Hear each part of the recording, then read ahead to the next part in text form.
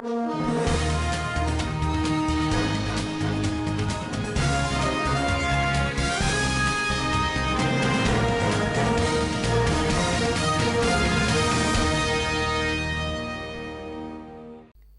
viewers, welcome to Standard Voice Television News Update. I am Samira Ibrahim.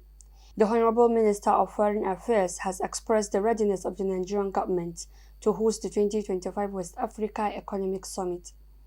The minister, in his statement, revealed that the summit will take place in Abuja from June 20 to 21st at the International Conference Center. According to the minister, the West Africa Economic Summit 2025 is a reaffirmation of Nigeria's unwavering commitment to the ECOWAS vision of a borderless, peaceful, and economically integrated West Africa. It aligns seamlessly with continental objectives under Agenda 2063 and the African Continental Free Trade Area. The summit will address the facilitation of cross-border trade and logistics, the advancement of regional macroeconomic stability and value chains, and the reinforcement of institutional cooperation, peace, and governance. Suspected employment fraudster hands over self to the Gombe Zonal Directorate of the Economic and Financial Crimes Commission (EFCC) on Monday, June 2, 2025. The middle-aged man walked into the office premises and reported himself for the offense of impersonation and obtaining by false pretense, citing the fear of the EFCC. He requested to see the acting zonal director, deputy commander of the EFCC, DCE Hanafi Saad, saying that he wanted to confess some hidden truths about the crimes he had committed in the past. Saad, having listened to his confession, thanked him for speaking to the EFCC and directed that the self-confessed suspects be taken to the investigation department for a thorough investigation of the case. Plateau State announces the death of one of her female pilgrims, Hajiya Jamila Muhammad, on Monday, 2nd June 2025, at the King Abdulaziz Hospital in Mecca as a result of diabetic complications. The executive secretary of the Muslim Pilgrims Welfare Board, Yabu Dauda, said that when he was informed of the issue, he directed the medical team to immediately take her to the hospital for proper medication in accordance with the directives of the governor of the state.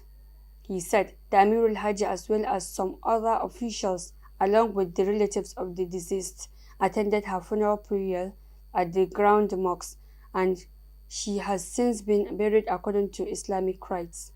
The executive secretary extended heartfelt condolences to the government of Plateau State, her immediate family, friends, and relatives for this irreparable loss. May Allah forgive her shortcomings and admit her in the highest place in paradise. The Nigerian Air Force said its airstrikes neutralized over 20 armed terrorists and destroyed more than 21 motorcycles during an air interdiction in Zamfara State.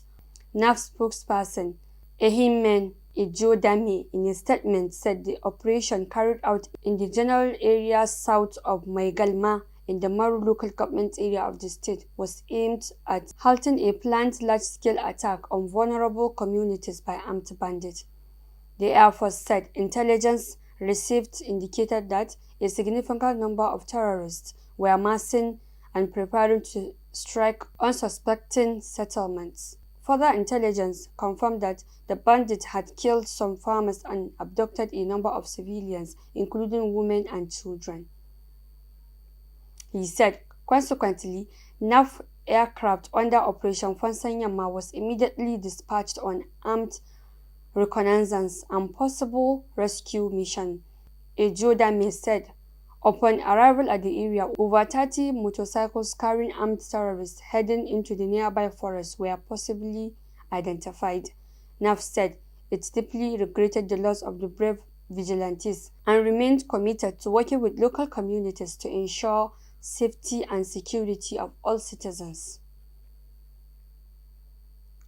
The Commissioner for Humanitarian Affairs in Niger State, Ahmed Suleiman, says more than 200 corpses of victims have been recovered after devastating flood hit the Moka local government area of the state. Mr. Suleiman said the Umar Bago administration in the north-central state has activated an emergency response and directed the distribution of relief materials to the displaced victims of the flood who are housed in makeshift camps.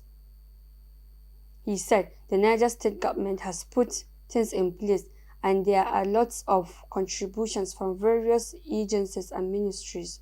Meanwhile, victims at makeshift camps continue to voice deep dissatisfaction over the handling of the relief efforts. A visit to the affected communities by newsmen revealed the frustration and disappointment of flood victims, especially over the lack of adequate food supply and poor camp conditions. Many displaced residents lamented that although they were photographed with food items by authorities and relief personnel, they were not given the supplies. That has been the news update for today. I am Samira Ibrahim. Thanks for watching and do have a nice day.